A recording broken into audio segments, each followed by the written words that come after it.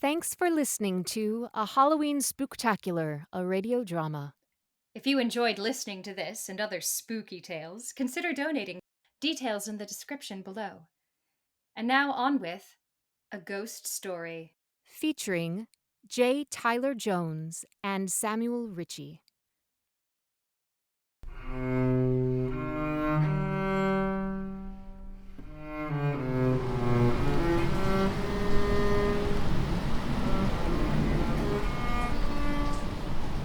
I took a large room, far up Broadway, in a huge old building whose upper stories were wholly unoccupied.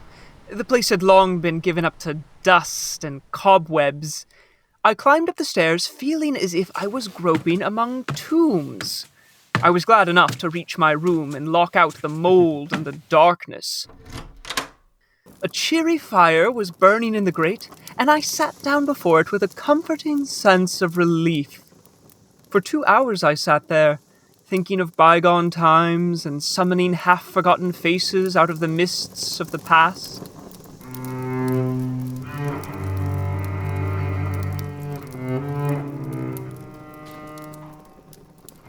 The fire had burned low. I arose and undressed, covered up in bed, and lay listening to the rain and wind. I slept profoundly. How long, I do not know. All at once I found myself awake. A sense of dread crept over me. Suddenly the bedclothes began to slip away slowly toward the foot of the bed, as if someone were pulling them. I could not stir. The blankets slipped away till my breast was uncovered. With a great effort I seized them and drew them over my head. I waited, listened, waited.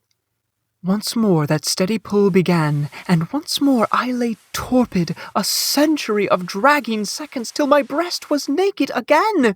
I roused my energies and snatched the covers back to their place and held them with a strong grip. I waited.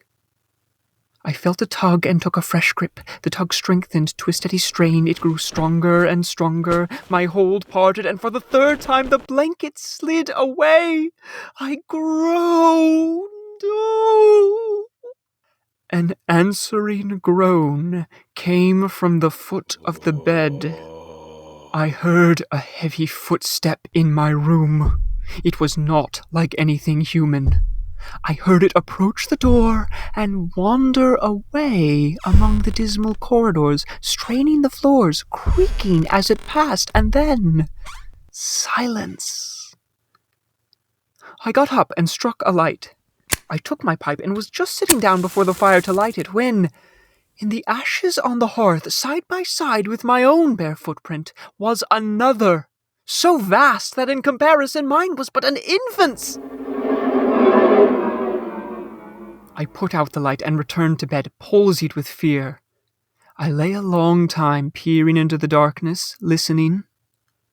Then I heard a grating noise overhead, like the dragging of a heavy body across the floor. Then the throwing down of the body. My window shook. In distant parts of the building, I heard the muffled slamming of doors. Stealthy footsteps crept in and out among the corridors and up and down the stairs. Chains clanked faintly, drawing nearer. Each move, the chain falling with a striking rattle. I was not alone. I was surrounded by pallid faces, dimly luminous and floating bodiless in the air. Suddenly the faces disappeared. Stillness followed. I crept out of bed and lit the gas, my hand trembling as though it had aged 100 years. I fixated on the footprint in the ashes. I heard the heavy footsteps again. They approached, nearer and nearer along the musty halls, the gaslight waning dimmer and dimmer. The tread reached my very door and paused. The door did not open, and yet I felt a faint gust of air fan my cheek. At once a huge cloudy presence was before me. Gradually its cloudy folds took shape, an arm appeared, then legs, then a naked body, and last a great sad face looked out of the vapor. The Cardiff Giant loomed above me. Oh. Why is it nobody but you? Oh. Do you know I have been scared to death for the last 2 or 3 hours?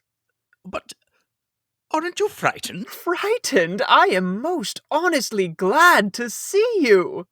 Oh, are you really? Oh, please, welcome. Here, there must be something to sit on. Oh, no, not that thing. Sorry. Oh, stop.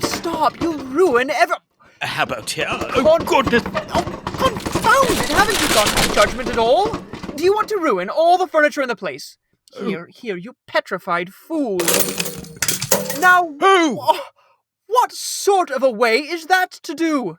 First you come lumbering about the place, bringing a legion of vagabond goblins to worry me to death, and then you wreck all the furniture you can find to sit down on. And why will you? You damage yourself as much as you do me. Oh. You ought to be ashamed of yourself. You are big enough to know better. Well, I will not break any more furniture. But what am I to do?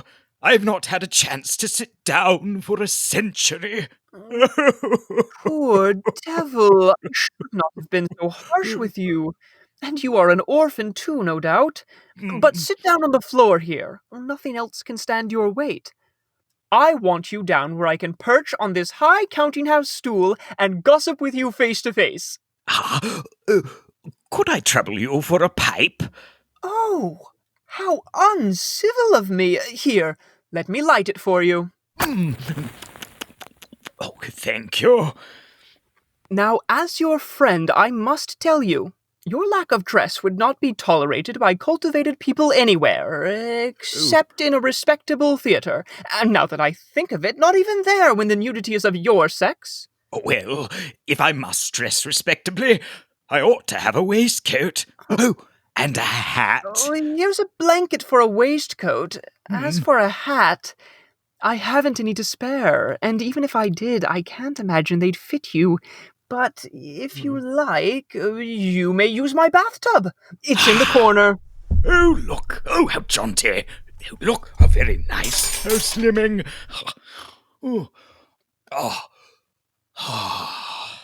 Oh, you seem tired. Tired?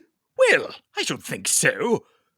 I am the ghost of the Cardiff Giant, the spirit of the petrified man that lies across the street, there in the museum. Huh. I can have no rest, no peace, till they have given my poor body burial again. What am I to do to make men satisfy this wish? Terrify them into it. Terrify them into it! Haunt the place where the body lay. So I haunted the museum, night after night. I even got other spirits to help me. But it did no good. Nobody ever came to the museum at midnight. Then it occurred to me to come over the way and haunt this place a little. Yes, go on. I felt I must succeed. I had the most frightful company that hell could furnish. Night after night, I have shivered around through these mildewed halls, dragging chains, groaning, whispering, tramping up and down the stairs, till, to tell the truth, I have worn out. But when I saw light in your room tonight, I roused my energies again and went to it with a deal of the old freshness. But I am tired out. Give me, I beseech you, give me some hope. The bed sheets, the chains, this transcends everything that ever did occur. Why, you poor, blundering old fossil. Oh. You have had all your trouble for nothing. You have been haunting a plaster cast of yourself. The real Cardiff Giant is in Albany. Albany? A duplicate of the original Cardiff Giant is exhibited here, but the real giant is drawing crowds at a museum in Albany. New York? Confound it, don't you know your own remains? Honestly? Oh, is that true? As true as I am sitting here. Well, I never felt so absurd before. My son, if there is any charity left in your heart for a poor, friendless phantom like me, don't let this get out. Think how you would feel if you had made such an ass of yourself. Good evening to you. Good evening. Oh, ow! Blasted door frame. Narrow little hallways. Goodness, so small. And out he went into the deserted street. I felt sorry that he was gone, poor fellow. And sorrier still that he had carried off my red blanket and my bathtub.